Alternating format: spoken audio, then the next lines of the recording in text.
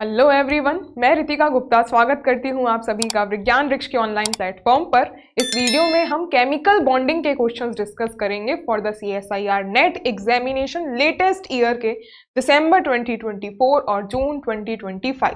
जैसे कि दिसंबर वाला पेपर आपका फरवरी में कंडक्ट हुआ है, उसी नाम से हम क्वेश्चंस को देखेंगे केमिकल बॉन्डिंग टॉपिक के लिए। पहला यहाँ पे फरवरी 2025 का क्वेश्चंस जो कि मेन ग्रुप के साथ कंबाइनिंगली पूछा हुआ था। पहले आपको दो रिएक्शंस दी हुई थी और ये दोनों ही रिएक्शंस जो हैं ये मेन ग्रुप का पार्ट है, और साथ में जब ये प्रोडक्ट बने कैटायन और एनायन जनरेट होते हैं और उसके बाद इनका स्ट्रक्चर पूछ लिया गया। इस तरीके से ये बॉन्डिंग से लिंक करे गए थे। अगर देखिए हम यहाँ बात करें AsF5 की रिएक्शन हो रही है HF के साथ और इसके दो मॉलिक्यूल्स रिवर्सिबल रिएक्शन है, तो यहाँ जो फ्लोराइड बना है आर्सेनियस फ्लोराइड जो बना हुआ है ये मेटल का फ्लोराइड है, और मेटल के फ्लोराइड एक लुईस एसिड की तरह काम करते हैं। मेटल के फ्लोराइड एक लुईस एसिड की तरह काम करते हैं। लुईस एसिड का मतलब है ये फ्लोराइड एक्सेप्टर की तरह बिहेव कर रहे होंगे। ये HF यहाँ डोनेट कर देगा F को, तो जो हमारा ये एनायन F माइनस को एक्सेप्ट किया है इसने, दैट मीन्स ये बनाएगा अब एनायनिक फॉर्म AsF6 का माइनस, और इसी तरीके से ये एक फ्लोरीन दे देगा तो ये बन जाएगा H2F पॉजिटिव। ये कैटायन जनरेट हुआ है तो ये मिला हमें इसमें P और ये जनरेट हो गया Q। ये पहली रिएक्शन कंप्लीट हो गई। और ये कैसे पता लगा ये लुईस एसिड है? ये एक मेटल का फ्लोराइड है, मेटल का फ्लोराइड है, और इसमें अगर ऐसा हमें कुछ मिल जाए जो HF है, ये फ्लोरीन डोनर की तरह भी एक्ट कर सकता है और एक्सेप्टर की तरह भी। यहां पर हमें जो कंपाउंड इसके साथ दिया हुआ है ये F माइनस एक्सेप्टर की तरह भी बिहेव कर सकता है एंड डोनर दोनों की तरह बिहेव कर सकता है। डिपेंड करता है उसके सामने आपने रखा क्या है। उसके सामने यहाँ पे लुईस एसिड है तो वो फ्लोरीन दे देगा, जस्ट लाइक BrF3 भी बिल्कुल सेम HF की तरह ही फंक्शन करेगा। अब देखिए ये हमारी पहली रिएक्शन हो गई, और अगली रिएक्शन अगर देखो तो ये है ClF3 की रिएक्शन अब HF के साथ करवाएं अगर, ये भी रिवर्सिबल रिएक्शन है। अब यहाँ पे जो ClF3 गिवन है ये एक्ट करता है एज अ लुईस बेस, ये एक्ट करेगा अब लुईस बेस की तरह, क्योंकि अब ये कोई लुईस एसिड नहीं है, मेटल का कोई हैलाइड है नहीं, क्लोरीन है, क्लोरीन सेंटर मेटल फ्लोरीन है साथ में, और ये फ्लोरीन को एक्सेप्ट करने का काम करेगा अनटिल एंड अनलेस इसके सामने कोई स्ट्रॉन्ग लुईस बेस आप नहीं पुट कर देते। ये खुद एक लुईस बेस की तरह वर्क करेगा, और इसमें जो प्रोडक्ट बनेंगे ये अब फ्लोरीन, ये लुईस बेस है, दैट मीन्स इसमें अच्छे से लिख लेते हैं, ये वाला एक अब लुईस बेस का काम कर रहा है, ये है एक लुईस बेस, तो अब ये फ्लोराइड डोनर का काम करेगा। आप इस तरीके से जानते हो लुईस बेसिस को जो इलेक्ट्रॉन डोनेट करते हैं, यानी कि इलेक्ट्रॉन डेंसिटी का डोनेशन होना। सिमिलरली F माइनस में भी तो नेगेटिव चार्ज डोनेट हो रहा है, तो इलेक्ट्रॉन डेंसिटी ही डोनेट हो रही है, तो वही कंसेप्ट लगता है। अब ये डोनेट करेगा तो ये ClF2 पॉजिटिव बना लेगा, और साथ में अब ये HF एक्सेप्ट कर रहा है, ये अब एक्सेप्ट करेगा तो अब इसमें क्या बन जाएगा, ये वाला F माइनस डोनेट करके हमें जो कैटायन मिलेगा वो H2, ये क्या मिलेगा एनायन में हमें HF2 माइनस मिलेगा, HF2 माइनस मिल जाएगा, और इसका होल ट्वाइस HF2 माइनस का होल ट्वाइस जनरेट हो जाएगा। अब इसमें देखो ये है कैटायन जो कि हमें R पे मिला है, और ये वाला S पे एनायन हमें मिल गया है। इन सभी के स्ट्रक्चर्स निकालने हैं, हर एक का स्ट्रक्चर देखेंगे। अब सारे हम नेक्स्ट पेज पे लिख लेते हैं। पहला H2F और AsF6 का देखते हैं। देखिए अगर हम AS या फिर पहले H2F पॉजिटिव की बात करें तो इसमें सेंटर एटम H है और H पे पॉजिटिव चार्ज रहा होगा, तो ये सेंटर मेटल की तरह बिहेव नहीं करेगा। Fluorine will act as a centre atom जिसमें एक पॉजिटिव चार्ज है, यानी कि 7 से अब सिर्फ 6 ही इलेक्ट्रॉन्स बाकी रह गए। 6 में से ये 2 हाइड्रोजन के साथ सिग्मा बॉन्ड बन जाएंगे और ये 2 लोन पेयर प्रेजेंट होंगे, स्टीरिक नंबर निकल के आ जाएगा 4। तो इसका जो अरेंजमेंट बनेगा वो टेट्राहेड्रल अरेंजमेंट बनेगा with 2 lone pairs, just like water हो जाएगा, जस्ट लाइक वाटर इसका शेप निकल के आ जाएगा, ये 2 लोन पेयर और ये पॉजिटिव चार्ज। इसका शेप होगा बेंट, इसको बेंट कह सकते हो या वी शेप भी आप कहते हो। ये वाटर की तरह है, just similar to water molecule, just similar water molecule की तरह ये एक्ट करेगा। अब हम दूसरे का देखते हैं, H2F का हो गया, सेकंड P का हो गया। नेक्स्ट देखते हैं, ये है नंबर 1, इसको P लिख लो। अब Q में दिया हुआ था AsF6 माइनस जनरेट किया हमने। अब AsF6 आर्सेनिक है, फॉस्फोरस फैमिली का, ये सॉरी नाइट्रोजन फैमिली का है, और नाइट्रोजन फैमिली में टोटल वैलेंस शेल में होते हैं 5 इलेक्ट्रॉन और एक माइनस चार्ज आने से हो जाएंगे अब आर्सेनिक के पास कितने, 6 इलेक्ट्रॉन्स हो जाएंगे और माइनस चार्ज, और ये 6 फ्लोरीन ये सारे के सारे इसके साथ बॉन्ड बना लेंगे, स्टीरिक नंबर 6 निकल के आ जाएगा with no lone pair of electrons. तो कंप्लीटली ऑक्टाहेड्रल ज्योमेट्री भी होगी और शेप भी इसका ऑक्टाहेड्रल ही होगा। तो ओवरऑल शेप इसका परफेक्ट ऑक्टाहेड्रल निकल कर आ जाएगा। This will be the structure. तो हमें ये बताना था कि फर्स्ट वाला और P वाला Q वाला इन दोनों का हमारे पास शेप आ गया। जो पहला है वो बेंट है, अगला वाला ऑक्टाहेड्रल, अगला वाला ऑक्टाहेड्रल है। अब देखते हैं बाकी के अब देख लेते हैं। अब PQR नंबर पे हमने बनाया था ClF2 पे पॉजिटिव चार्ज, ClF2 ही था, यस ClF2 पॉजिटिव ही है। अब इसके लिए आप स्ट्रक्चर निकालो, ClF2 positive interhalogen kind होगा, chlorine centre metal atom, chlorine centre metal atom होगा जिसमें पॉजिटिव चार्ज है, तो 7 से सिर्फ 6 इलेक्ट्रॉन इसमें भी बचे। 2 फ्लोरीन अपना सिग्मा बॉन्ड बना लेंगे और साथ में अभी इसमें एक और इलेक्ट्रॉन, टोटल 6 रहेंगे। तो ये एक लोन पेयर और ये दूसरा लोन पेयर, स्टीरिक नंबर इस केस में भी कितना मिला, 4 ही मिला। जस्ट लाइक ये हमारे पास जो पहले केस में आया था स्ट्रक्चर वाटर की तरह इसका भी शेप हो जाएगा। इसमें मिले हमें 2 लोन पेयर्स और क्लोरीन पे आया पॉजिटिव चार्ज, तो इसका शेप भी मिला हमें, बेंट कह लो या इसको वी शेप कह लो, ये मिल गया। अब लास्टली S वाला स्ट्रक्चर जो है, 2 मॉलिक्यूल्स मिले थे हमें HF2 माइनस के, HF2 माइनस ही था, यस HF2 माइनस के 2 मॉलिक्यूल्स जनरेट करे थे। आगे देखेंगे तो इसमें इसके लिए अब शेप देखो, सेंटर मेटल हाइड्रोजन इसमें बिल्कुल हो सकता है क्योंकि H माइनस है। अब H पे अगर आप माइनस कंसिडर कर लो तो इसमें मिलेंगे 2 इलेक्ट्रॉन्स, इसमें मिलेंगे अब हमें 2 इलेक्ट्रॉन्स होंगे। तो ये दोनों इलेक्ट्रॉन्स फ्लोरीन के साथ ऐसा लीनियर अरेंजमेंट और ये एक चेन तरीके का बन जाता है और एक हाइड्रोजन बॉन्डिंग इसका स्ट्रक्चर मिल जाएगा, एक hydrogen bonding kind of linear. और अगर आप दूसरी तरीके से भी सोचकर चलते ना कि फ्लोरीन सेंटर एटम हो, तो फ्लोरीन सेंटर एटम F पे माइनस चार्ज, यानी कि अब इसमें 7 से मिल जाएंगे 8 इलेक्ट्रॉन, और 8 इलेक्ट्रॉन में एक फ्लोरीन जोड़ते और एक हाइड्रोजन जोड़ते तो बाकी के 3 लोन पेयर्स मिलते। स्टीरिक नंबर कितनी मिलती आपको, स्टीरिक नंबर 5 मिलती, TBP ज्योमेट्री रहती और ये तब भी लीनियर शेप ही होता।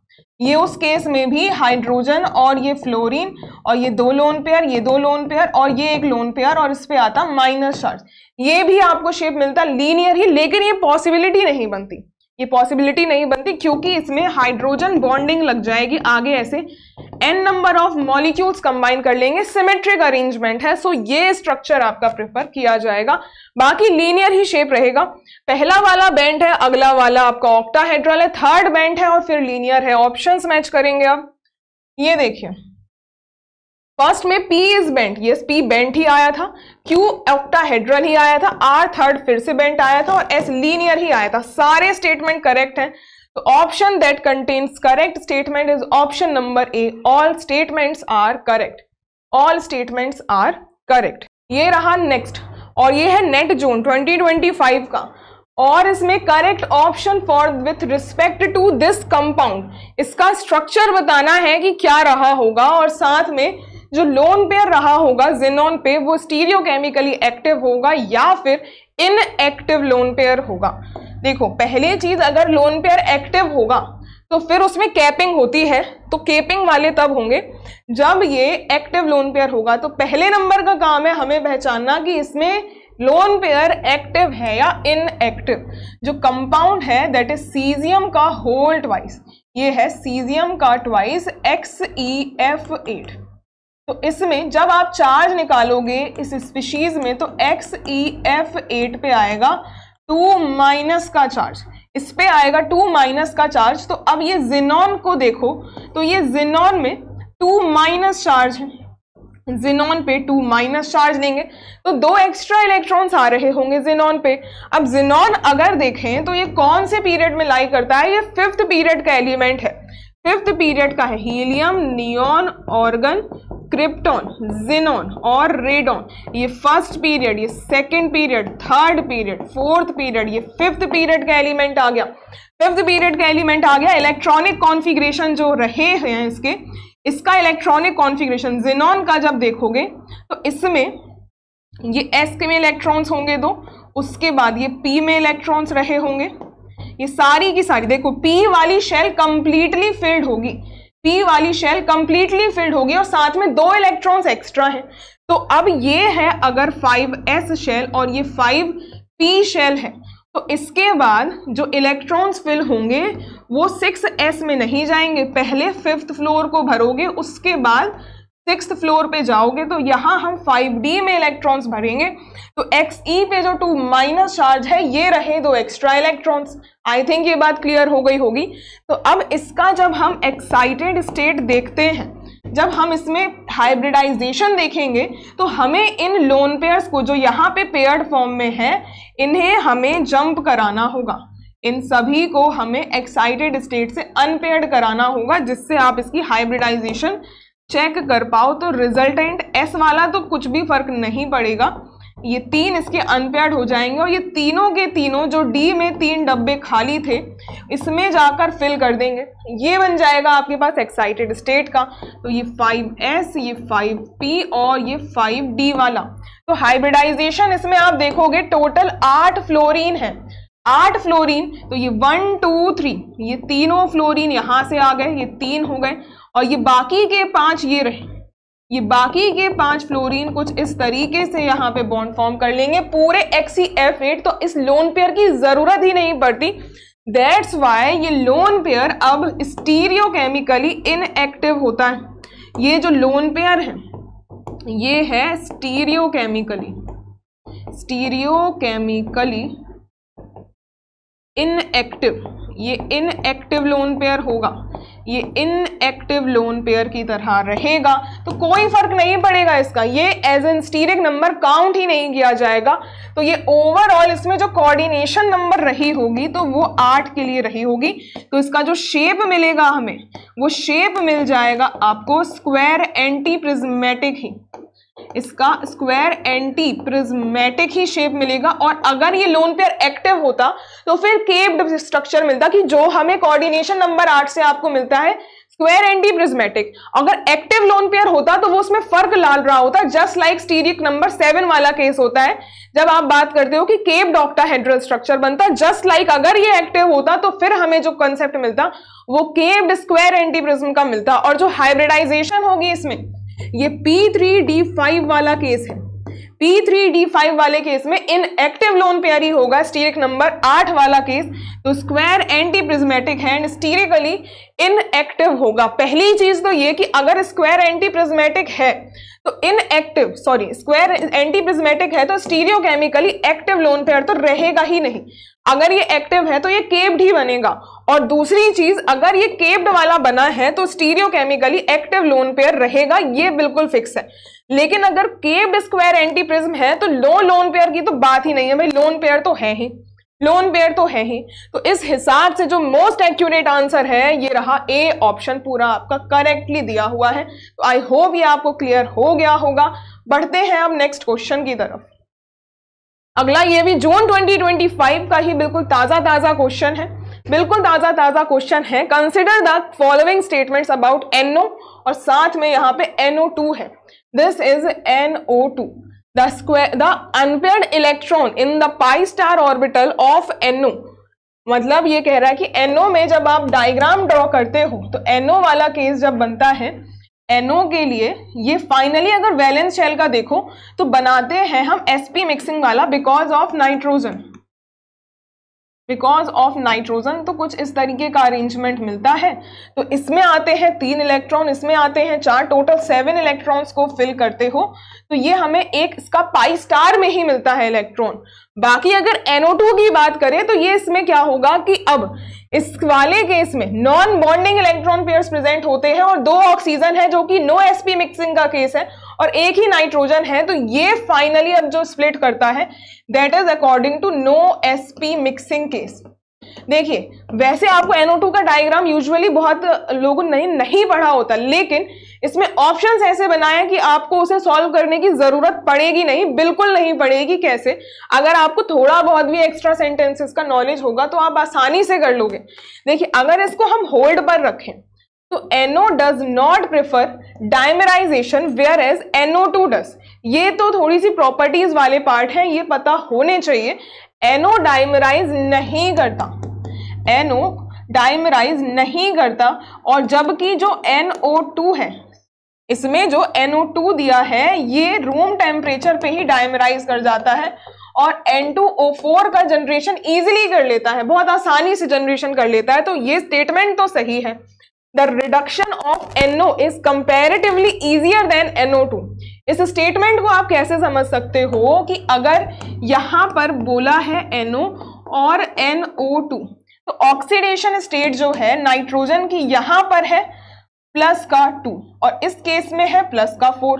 तो जो भी स्पीशीज अगर ऑलरेडी हायर ऑक्सीडेशन स्टेट में है तो वो रिड्यूस करने की टेंडेंसी ज्यादा रखेगी या जो लो ऑक्सीडेशन स्टेट में होगी। स्टेटमेंट कह रहा है reduction of NO is comparatively easier, इसका रिडक्शन आसान है और NO2 का रिडक्शन उतना ज्यादा आसान इस केस में नहीं होगा।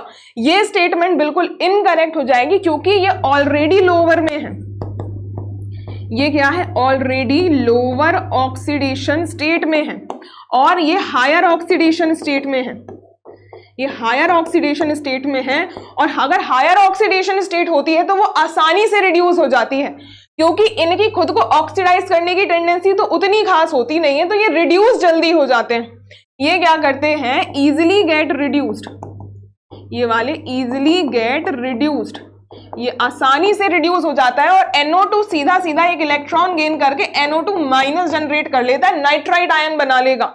जबकि ये उतनी आसानी से रिड्यूस नहीं होता, ये ऑक्सीडाइज हो जाता है, बल्कि ये ऑक्सीडाइज हो जाता है और NO पॉजिटिव बना लेता है, ये NO पॉजिटिव का जनरेशन कर लेता है। तो ये स्टेटमेंट जो कह रहा है कि NO का रिडक्शन आसान होगा बिल्कुल इनकरेक्ट हो जाएगा। ये अगर आपको प्रॉपर्टी नहीं भी बताए ऑक्सीडेशन स्टेट के अकॉर्डिंग निकाल सकते हो, बिकॉज आपको पता है नाइट्रोजन फैमिली वाले हाईली इलेक्ट्रोनेगेटिव है और इनमें ज्यादा प्लस ऑक्सीडेशन स्टेट उतनी स्टेबल नहीं होती जो नेगेटिव वाली लेसर वाली होती है। तो जो हायर वाला है वो और हायर में नहीं जाना चाहेगा, वो ऑक्सीडाइज उतना जल्दी नहीं होगा, उसको रिड्यूस करना ज्यादा आसान होगा।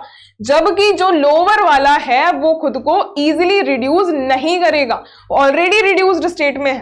तो इसी हिसाब से ही आप जा सकते थे, तो सी बिल्कुल गलत हो गया। और देखो अगर ये वाला लॉजिकल आप कर लेते सी वाला तो ये डी ऑप्शन कट जाता और यहां जहां जहां सी है वो काट देते। सिमिलरली बी वाला अगर ये डायमराइजेशन वाला पता होता तो बी तो सही होना ही है, बी अगर सही होना है तो ये वाला भी आंसर कट जाता। देखो अगर ये बी वाला नहीं भी पता, ये अगर नहीं भी पता तो भी देख लो यहां कह रहा है देयर, अगर देखो ऑप्शन में बचा है, अगर ऑप्शन देखो सी तो नहीं होने वाला, ए के साथ बी है और ए के साथ डी है, ए के साथ बी है और ए के साथ डी भी है, तो यानी कि ए ऑप्शन तो सही रहने ही वाला है, ए ऑप्शन सही रहेगा ही रहेगा। इस हिसाब से आपका ए ऑप्शन बिल्कुल ठीक बना। और इसमें भी देख सकते हो पाई स्टार ऑर्बिटल में NO के इलेक्ट्रॉन प्रेजेंट है, ये एंटी बॉन्डिंग पाई स्टार ही होता है और इसके नॉन बॉन्डिंग में ही इलेक्ट्रॉन्स प्रेजेंट होते हैं। और जो नॉन बॉन्डिंग इलेक्ट्रॉन होते हैं that comes from oxygen, oxygen के नॉन बॉन्डिंग इलेक्ट्रॉन्स आते हैं। तो ये स्टेटमेंट इस हिसाब से हो तो गई सही। बाकी लास्ट में कह रहा है centre of inversion in NO2 present होता है। सेंटर ऑफ इन्वर्जन मतलब कि I की बात कर रहा है, inversion centre, centre of symmetry centre of symmetry, देखो NO2 लिखा है, N2O4 नहीं लिखा, NO2 है, N2O4 नहीं, बिकॉज यहां NO2 का स्ट्रक्चर देखोगे उसमें कोई सेंटर ऑफ इन्वर्जन नहीं होती। अगर आप NO2 का स्ट्रक्चर देखो तो N, इसमें N, ये डबल बॉन्ड O और ये रहा एक और, तो इस केस में कोई सेंटर ऑफ इन्वर्जन प्रेजेंट नहीं होती। कोई आपको सेंटर ऑफ इन्वर्जन दिख रही है? नहीं। लेकिन जो इसका डाइमर होता है N2O4, उसका स्ट्रक्चर कुछ ऐसा सा नजर आता है, यहां माइनस प्लस और यहां माइनस प्लस, ये रहता है स्ट्रक्चर, ये रहता है स्ट्रक्चर। और इसमें अगर देखो NO2, तो इसमें 2 इलेक्ट्रॉन, ये 2 इलेक्ट्रॉन और इसमें 1 इलेक्ट्रॉन, ऐसे रेडिकल की तरह, तो ले दे के इसमें काफी ज्यादा, अगर आप अपोजिट डायरेक्शन में जाओगे तो कोई भी इसमें आपको सेंटर ऑफ सिमेट्री नजर नहीं आती। दैट्स वाई ये बिल्कुल भी सेंटर ऑफ सिमेट्री वाला नहीं होता, जबकि इसके डाइमर में सेंटर ऑफ सिमेट्री होती है, मतलब I होता है, I होता है। तो आंसर देखिए, ये सेंटर ऑफ इन्वर्जन NO2 दिया है, NO2 में नहीं होगा, NO2 में नहीं होगा, ये बिल्कुल गलत हो जाएगा। तो C और D भी गलत है, सीधा सीधा है, जहां D है वो भी काट दो, तो A आंसर सही हो जाएगा, A आंसर सही हो जाएगा। तो वो अगर आपको थोड़ा सा ट्रिकी कोई ऐसा बना रहा है, ऑप्शंस वो ऐसे दे देगा कि आसानी से आपका वो सॉल्व हो जाएगा क्वेश्चन। अगला देखिए, ये अब बेरी स्यूडो रोटेशन वाला क्वेश्चन है, लीसेंट का ही है, जून 2025 का। इनमें से कौन से बेरी स्यूडो रोटेशन शो करेंगे? और बेरी स्यूडो रोटेशन फ्लक्सोनियल बिहेवियर ही कहलाता है। ये क्या कहलाता है? फ्लक्सोनियल बिहेवियर ही कहलाता है, फ्लक्सोनियल बिहेवियर। और इसको क्या कहते हैं? इसको हम एक्सियल इक्वेटोरियल एक्सचेंज के नाम से भी जानते हैं, एक्सियल इक्वेटोरियल एक्सचेंज के नाम से भी इसको जाना जाता है। तो एक कॉमन एग्जाम्पल लेके हम इसको समझ लेंगे। ये टोटल जितने भी आपको गिवन है, इस केस में ये सेंटर मेटल है, इसके सराउंडिंग में टोटल ऐसे आपको 5 लीगेंड्स या कह लो 5 साइड एटम्स लगा के दे दिए। 5 साइड एटम है, यानी कि जितने भी केसेस हैं स्टीरिक नंबर इनमें 5 वाले केसेस हैं। स्टीरिक नंबर 5 वाला केस जो आप पढ़ते हो थ्योरी में, उससे ही समझ लो। यूजुअली जो Berry pseudo rotation no lone pair वाला केस होता है, तो एग्जाम्पल के तौर पे PF5 के केस से हम समझ लेते हैं। PF5 का अगर एग्जाम्पल लेते हो तो जो स्ट्रक्चर यहाँ इनिशियली गिवन है हर जगह, उससे समझो। ये इसका बनता है ट्राइगोनल बाइपिरामिडल। मान लेते हैं ये नंबर 1 है, ये नंबर 2 है, ये नंबर 3 है और ये नंबर 4 है और ये नंबर 5। जैसे कि इसका हम नाम ही लिख चुके हैं कि ये क्या होता है, एक्सियल इक्वेटोरियल एक्सचेंज भी कहलाता है। ये एक्सियल इक्वेटोरियल एक्सचेंज भी कहलाता है, बिल्कुल ही एक्सियल इक्वेटोरियल एक्सचेंज कहलाता है। तो इसमें अगर आप देखें तो ये जो प्लेन में प्रेजेंट होती है 1, 3 एंड 4, ये इक्वेटोरियल में प्रेजेंट है, और ये अबव और बिलो 2 एंड 5 ये एक्सियल साइड्स कहलाती हैं। तो हमें एक्सियल और इक्वेटोरियल का एक्सचेंज करना है। तो इसमें क्या होता है, ये दोनों इस तरीके से, ये 1 में कोई फर्क नहीं पड़ेगा, 1 में कोई फर्क नहीं पड़ेगा, और इसमें रूम टेम्परेचर पे ही इतनी एनर्जी होती है, रूम टेम्परेचर पे ही ये क्या होगा, ये सेंटर एटम, अगर हमने फॉस्फोरस या कोई भी सेंटर एटम लिया है तो फिर देखो, एक तो एज इट इज रखो, 1 वाला एज इट इज रखो। ये वाले एक्सियल और इक्वेटोरियल अगर एक्सचेंज कर रहे हैं, इक्वेटोरियल जाएगा एक्सियल की तरफ और एक्सियल जाएगा इक्वेटोरियल की तरफ, ये दोनों आपस में पोजीशन चेंज करेंगे। ये दो इन दोनों से 2 और 2 का पेयर बन गया, तो इसका अब कोई रोल नहीं है, वो दूरी पे है इनसे, तो अब उसका हम काम नहीं रखेंगे। चाहे देखो, चाहे इन, जैसे हमने इक्वेटोरियल में चाहे इन दोनों को उठा लो, चाहे 1 और 4 को उठा लो, चाहे 1 और 3 को उठा लो, बात बराबर है। ऐसे केसेस में आपको, अगर हम साइड वाले लेते हैं जो आपको विजुअलाइज करने में आसान होते हैं, तो इसमें आप देख पाते हो कि क्या हो रहा है। ये देखिए, अगर फॉस्फोरस नंबर 1, तो ये 3 वाला, 2 वाला थोड़ा सा शिफ्ट हुआ होगा, ये नंबर थोड़ा सा शिफ्ट हुआ होगा, 3 वाला भी थोड़ा सा ऊपर की तरफ शिफ्ट हुआ होगा। सिमिलरली यहाँ पे 5 वाला शिफ्ट किया होगा, और इसी तरीके से 4 वाला थोड़ा और नीचे की तरफ आया होगा। इस तरीके से शिफ्टिंग हुई होगी। उसके बाद ये पूरे के पूरे शिफ्ट ही कर जाएंगे। देखो ये वाला इक्वेटोरियल था, ये equatorial and this is equatorial, और 5 वाला एक्सियल और ये वाला 2 वाला भी एक्सियल था। अब ये ऐसी तरीके से रोटेशन करते रहेंगे तो इक्वेटोरियल वाले एक्सियल पे पूरे के पूरे चले जाएंगे और एक्सियल वाले जो हैं वो इक्वेटोरियल की तरफ पूरे के पूरे खिसक जाएंगे। ये हो रहा है। फाइनली जो प्रोडक्ट मिलेगा इसमें तो कोई फर्क नहीं आएगा, जो 3 वाला था वो 2 की जगह आ जाएगा, 3 वाला जो है वो 2 की जगह, 2 वाला आ जाएगा 3 की जगह। सिमिलरली अब ये 4 वाला आ जाएगा 5 की जगह, 4 वाला आ जाएगा 5 की जगह, और 5 वाला 4 की जगह पहुंच जाएगा। ये हो गया फाइनली। तो इक्वेटोरियल एक्सचेंज आपका पूरा हो चुका है।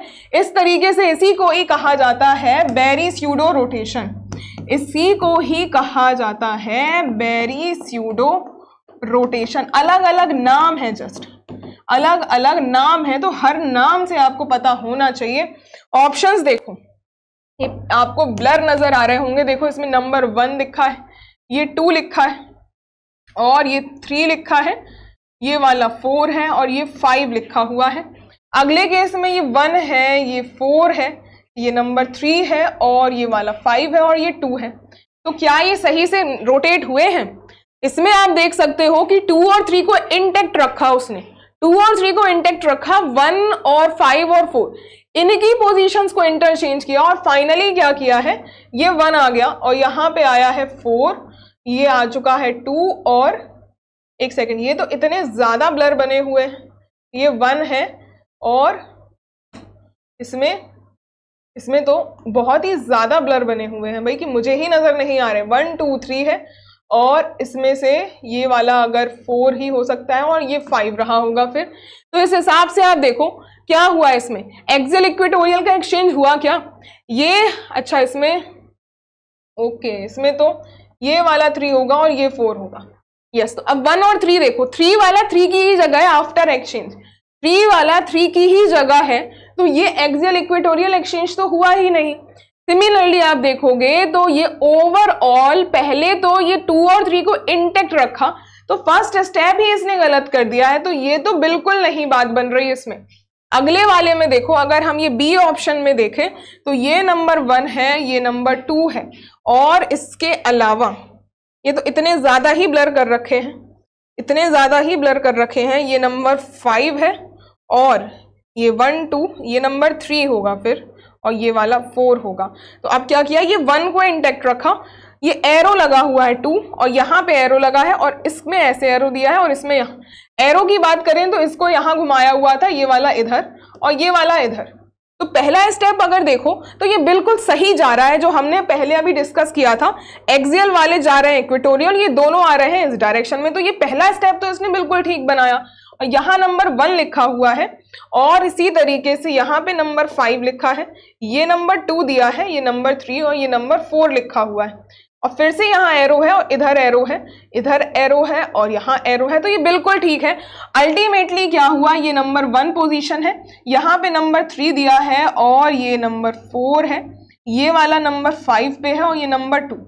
इस तरीके से फाइनली हुआ क्या, इनिशियली 1 एज इट इज, और 2 वाला ये चला गया इक्वेटोरियल पे, और यहाँ पे एक्सियल 5 वाला इक्वेटोरियल पे चला गया। सिमिलरली 3 वाला जो इक्वेटोरियल पे था वो एक्सियल पे आ गया, सिमिलरली 4 वाला इक्वेटोरियल से एक्सियल आ गया। तो यस, ये पूरा का पूरा करेक्ट ही हमें नोटेशन दे रहा है, जो हमने ऑलरेडी डिस्कस कर लिया है। बाकी अगर देखो, ये नंबर 1 2 और 3 4 एंड 5, इसमें तो यहाँ वाले को भी घुमा दिया, यहाँ भी घुमा दिया, और यहाँ भी घुमा दिया। पूरे के पूरे मॉलिक्यूल को रोटेट तो हमें करना ही नहीं था, एक तो इंटेक्ट रखेंगे ही, तो ये तो नहीं हो सकता भाई, यही काट दो, पूरे हमें घुमाने ही नहीं है। सिमिलरली यहाँ भी इसने यही किया, सबको घुमा दिया भाई, सबको घुमा दिया, ऐसे ऐसे पूरे मॉलिक्यूल्स को तो घुमाना ही नहीं होता इसमें, तो ये वाला भी गलत हो जाएगा। तो इस हिसाब से हमें सिर्फ सेकंड ऑप्शन करेक्ट मिलेगा। ये पूरा स्टेप आप नोट कर लेना। बढ़ते हैं अगले क्वेश्चन पे। अब यह फिर से नेट जून 2025 का क्वेश्चन, जो कि ज्योमेट्री वाला पूछा हुआ था, चैलेंजिंग भी बन रहा था। तो ज्योमेट्री में याद रखना कि अब अगर वो क्वेश्चन पूछे तो वो मॉलिक्यूल, अगर अनटिल एंड अनलेस उसने नहीं लिखा ज्योमेट्री के आगे कुछ, तो वो मॉलिक्यूलर ज्योमेट्री की बात कर रहा है। मॉलिक्यूलर ज्योमेट्री की उसने बात करी है, और मॉलिक्यूलर ज्योमेट्री होती है शेप, मॉलिक्यूलर ज्योमेट्री होती है शेप, तो उस हिसाब से ही आप आंसर करोगे। पहला मॉलिक्यूल देखो HgI3 है, HgI3 है और इस पे है माइनस चार्ज। ऑक्सीडेशन स्टेट निकालोगे मरकरी की तो ये निकल के आएगी 2+, ये 2+ है, यानी कि अब देखो मरकरी होता है 5d सीरीज का, 5d सीरीज का है, फुली फिल्ड है, क्योंकि ग्रुप नंबर 12 का होता है +2, यानी कि s के 2 इलेक्ट्रॉन्स निकल गए, 5d10 कॉन्फ़िगरेशन है। आगे अगर इसमें हाइब्रिडाइजेशन देखो, ये d ब्लॉक वाला है तो हमें VBT के अकॉर्डिंग देखनी होगी इसकी हाइब्रिडाइजेशन, उस हिसाब से हम इसका शेप प्रेडिक्ट करेंगे। अब d में 10 है तो ये d का डिब्बा इसका पूरा का पूरा भर दो, ये d का डिब्बा इसका पूरा पूरा भर दो, मतलब ये d वाला तो इन्वॉल्व होगा ही नहीं हाइब्रिडाइजेशन में। तो d के आगे 5d के आगे क्या रहता है, 5d के आगे रहेगा s, 5d के आगे रहेगा 6s और 6s के आगे रहता है 6p। तो अब ये जो 3 आयोडीन है, 3 आयोडीन को हाइब्रिड, देखो वैलेंस बॉन्ड थ्योरी क्या कहती है, हमें इसका आंसर देना पड़ेगा वैलेंस बॉन्ड थ्योरी के अकॉर्डिंग, और वैलेंस बॉन्ड थ्योरी को खाली डिब्बे चाहिए, ये पूरे के पूरे भरे हैं तो ये खाली डिब्बे, ये तीनों यहाँ पे आयोडीन के साथ बॉन्ड फॉर्म करेंगे, ये तीनों के तीनों आयोडीन के साथ बॉन्ड फॉर्म करेंगे। तो अब यहाँ जो इन्वॉल्वमेंट हो रही है इसमें एक S और 2 P इन्वॉल्व है, तो एक S इन्वॉल्व है, एक इसमें S है और P 2 इन्वॉल्व है, सॉरी ऐसे मत लिखो, P2 मत लिखो, 2 P इन्वॉल्व है, यानी कि ये sp2 हाइब्रिडाइजेशन हो रही है।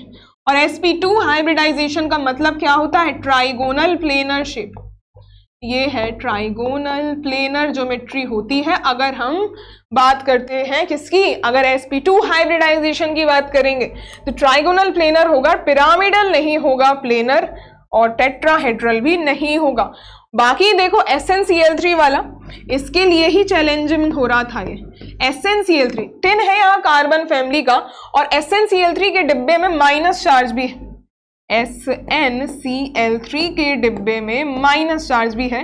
तो कार्बन फैमिली में होते हैं कितने, टोटल 4 इलेक्ट्रॉन्स, एक माइनस चार्ज आ गया तो टोटल हो गए 5 इलेक्ट्रॉन्स, ये 5 इलेक्ट्रॉन्स बना दो। तो इसमें क्या होगा, ये क्लोरीन सारे के सारे सिग्मा बनाएंगे और एक लोन पेयर आएगा, और इस पूरे कॉम्प्लेक्स पे माइनस चार्ज हो गया, ये SnCl3 माइनस का स्ट्रक्चर हो गया। अब इसमें हम बात करें अगर शेप की, शेप क्या है, लोन पेयर को काउंट मत करो, ये क्या मिल जाएगा, ट्राइगोनल पिरामिडल, ये है ट्राइगोनल पिरामिडल। ट्राइगोनल पिरामिडल हमें शेप बताना था और यही कंपटीशन हो रहा था, क्योंकि ये दोनों ऑप्शंस तो कट गए थे, या तो ये ट्राइगोनल पिरामिडल हो सकता था और दूसरा केस बन रहा था टेट्राहेड्रल का, जो कि इसकी ज्योमेट्री आ रही थी, जो कि इसकी ज्योमेट्री आ रही थी क्या, टेट्राहेड्रल। लेकिन ये जो ज्योमेट्री जिसमें लोन पेयर काउंट होते हैं, ये इलेक्ट्रॉनिक ज्योमेट्री होती है, ये होती है इलेक्ट्रॉनिक ज्योमेट्री।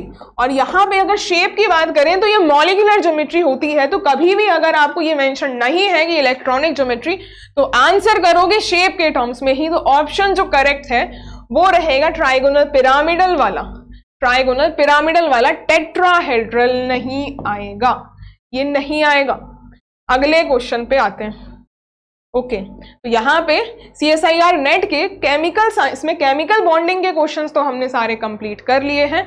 और अगर आप कंप्लीट क्वेश्चन के सॉल्यूशन चाहते हैं 2011 से लेटेस्ट ईयर के CSIR नेट एग्जामिनेशन के, तो आप विज्ञान वृक्ष की चैनल मेंबरशिप को भी ज्वाइन कर सकते हैं। ज्वाइन करने का लिंक या जो बटन है वो आपको नीचे मिल जाएगा। आई होप आपको सारे सॉल्यूशंस क्लियर हो गए होंगे। Thank you so much.